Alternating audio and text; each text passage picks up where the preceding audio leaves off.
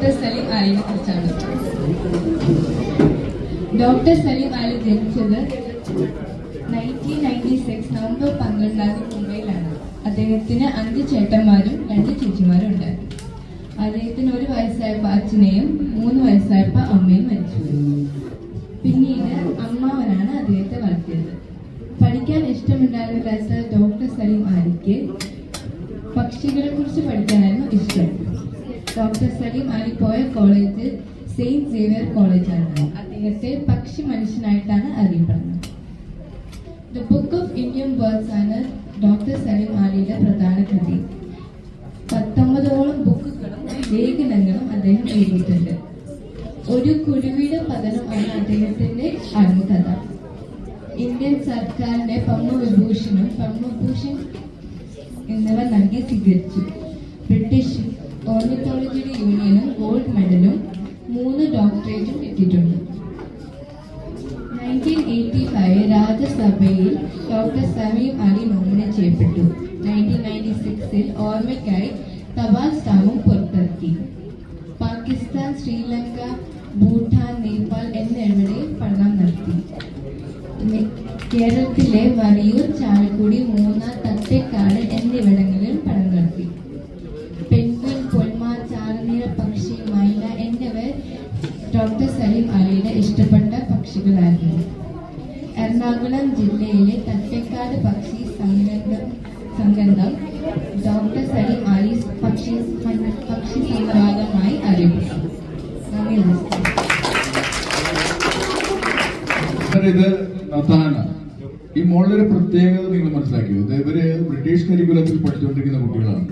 മലയാളമായിട്ട് പുലബന്ധം പോലും ഇല്ലാത്ത കുഞ്ഞുങ്ങളാണ്. ഇത്ര മനോഹരമായിട്ട് മലയാളത്തിൽ കാര്യങ്ങൾ അവതരിപ്പിക്കുന്നത്. ഒരു നല്ല കൈക്ക് ആവശ്യമുണ്ട്. അടുത്തതായി ഗൗരികൾ.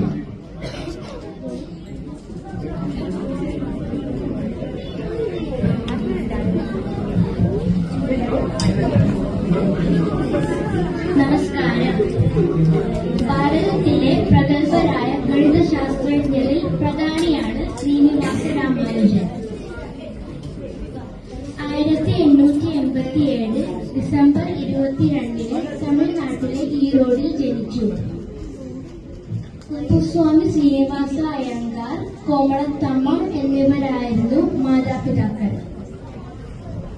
പഠനകാലത്ത് ഗണിതത്തിൽ രാമാനുജൻ എന്നും ഒന്നാമതായിരുന്നു. എന്നാൽ മറ്റ് വിഷയങ്ങളിൽ ഒട്ടും താല്പര്യം കാണിച്ചിരുന്നില്ല. അതിനാൽ കോളേജ് പഠനം പൂർത്തിയാക്കാൻ അദ്ദേഹത്തിന് കഴിയുന്നില്ല. 1912 രാമാനുജന് മദ്രാസ് അക്കൗണ്ട്സ് ജനറൽ ഓഫീസിൽ ഒരു ഗുമസ്തനായി ജോലി കിട്ടി.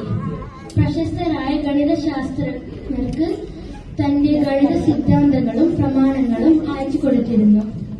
1913 രാമാനുജൻ അയച്ച കത്ത് കേംബ്രിഡ്ജ് സർവകലാശാലയിലെ പ്രൊഫസറായിരുന്ന പ്രശസ്ത ഗണിതശാസ്ത്രജ്ഞൻ G.H. ഹാർഡിക്ക് ലഭിച്ചു. രാമാനുജന്റെ കഴിവുകൾ മനസ്സിലാക്കിയ G.H. ഹാർഡി രാമാനുജനെ ഇംഗ്ലണ്ടിലേക്ക് ക്ഷണിച്ചു.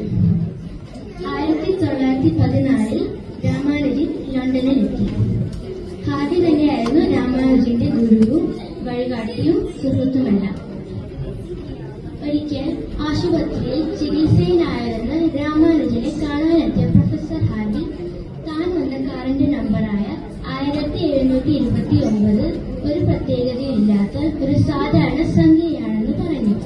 അത് കേട്ട രാമാനുജൻ തിരിച്ചു പറഞ്ഞു, 2 ക്യൂബുകളുടെ തുകയായി 2 തരത്തിൽ എഴുതാവുന്ന ഏറ്റവും ചെറിയ സംഖ്യയാണ് 1729. ഇതാണ് രാമാനുജൻ സംഖ്യയായി അറിയപ്പെടുന്നത്. പൈയുടെ മൂല്യം കൃത്യമായി നിർണ്ണയിക്കാനുള്ള മാർഗം ആവിഷ്കരിച്ചു. ഗണിത വിശകലനം, സംഖ്യാസിദ്ധാന്തം, അനന്തശ്രേണി, ഭിന്നസംഖ്യകൾ തുടങ്ങിയവയിൽ വിലപ്പെട്ട സംഭാവനകൾ നൽകി. 1916 കേംബ്രിഡ്ജ് സർവകലാശാല രാമാനുജന് bachelor of science by research ബിരുദം നൽകി. 1918 റോയൽ സൊസൈറ്റി ഫെലോഷിപ്പ് ലഭിച്ചു.